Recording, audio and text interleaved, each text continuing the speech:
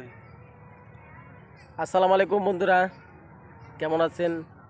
আশা করি ভালো আছেন, আমিও ভালো আছি। একটা ভিডিও বানাইতে আসছিলাম, তারপর অসুস্থ, কণ্ঠ দিয়ে বুঝতে পারতেছেন যে আমার কি সমস্যা।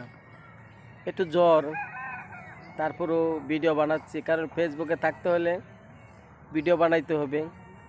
যদি ফেসবুকে থাকি তাহলে অবশ্যই ভিডিও বানাইতে হবে, আর ভিডিওগুলা অবশ্যই সুন্দর সুন্দর করে আপলোড দিতে হবে।